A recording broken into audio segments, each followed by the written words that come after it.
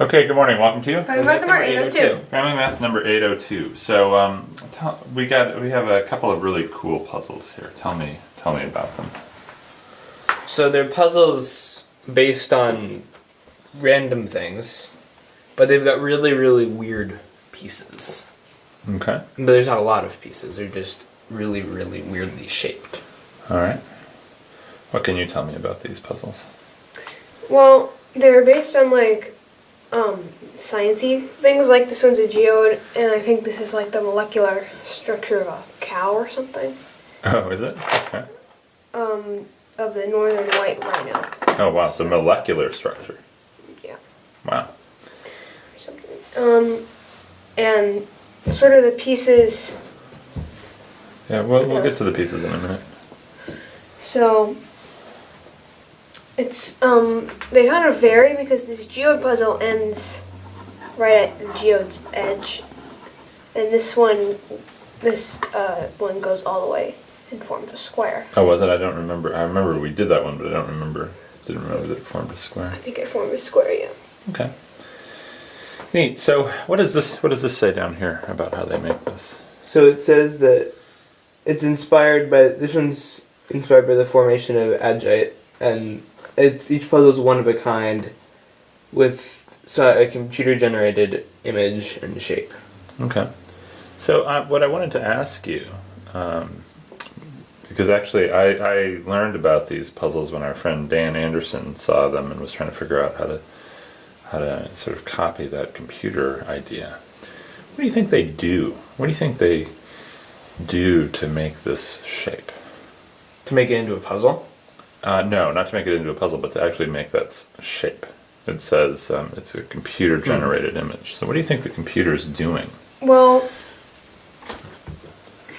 so we could look at so they can get a lot of images of this stone agate. I think it's Or agate. I think is it pronounced Agate, maybe? agate? or no. Whatever the stone's doing, they can get a lot of images of it, Uh-huh. and maybe have the computer just sort of look at like 1 billion images of the stone.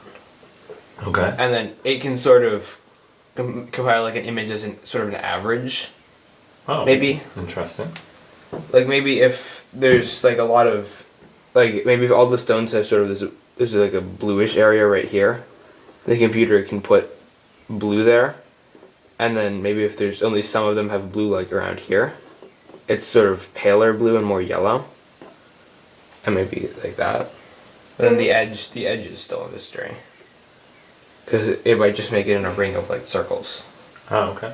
Yep. So I think this rock obviously has a lot of layers, so I think what they could do is get a lot of samples of this rock, and if they make an image with a lot of layers, and they find like the average color of each layer, and so they like make the color whole. Because in real life, I don't think the geodes are going to be exactly, the rings aren't going to be exactly the same color.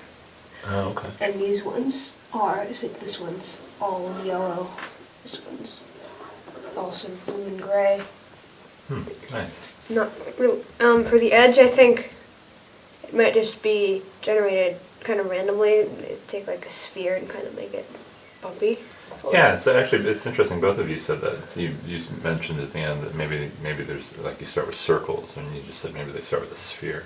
Let's say, since it's two-dimensional, let's say they start with a circle. Let's say they started with a bunch of rings of circles. How could you get from a bunch of rings of circles to a picture like this? Well, these are all sort of vaguely arc-shaped. So you could like partition out a circle. So I'm going to draw a bit. Okay, good idea.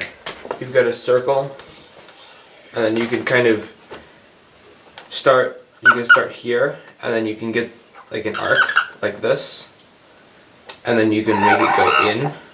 You can sort of reflect it in, and then you can keep doing this for a while, and maybe you'll get like a sort of randomly bumpy shape after like 10,000 runs. Huh. Alright. What do you think? Why don't you draw a picture of what you think they might be? So I think Circles. maybe you start with the inner ring, actually. So like it's really small like that, Mm-hmm. and you sort of you think it needs to be a little bit more bumpy. So sort of make another ring, and another ring, and as they make these rings, it sort of gets a little less bumpy, like this. It's sort of getting less. So yeah, because if you start something like a triangle, if you sort of draw these rings, it'll eventually soften out. Huh. Or something like you see on the outside. And then for the they sort of had to make it bumpy enough so that the outside would kind of look like a geode. Nice. Oh. Or I guess another idea of what you could do is you could start with like a point. You could start with a point, and then for each point after it, you've got like this circle pattern, but each point there's like some sort of deviation, like that maximum deviation you're allowed to have. Draw a little bit and tell me what you're saying. Like you've got a point here, and then for the next point, maybe it can be you can have one above, right on, or one below. Okay. So let's say it's here, and then for the next point maybe you have something like that too, and then it forms each with equal probability. Where are these points on the picture? I'm not. It could be any one of the rings. Oh, okay. So on a specific ring, as you're trying to walk around. So you kind of walk. You've got 3 directions to choose from at each point, Uh-huh. and then you maybe just sort of like wander your way around. You might get back to where you started. Huh. You could run this until you get back to where you started. Interesting. Okay, well, so we got lots of ideas for how maybe they generate this. I mean, you know what? I don't know how they do it. So maybe it's one of those things, or maybe there's even a different idea. All right, let's move over to the puzzle.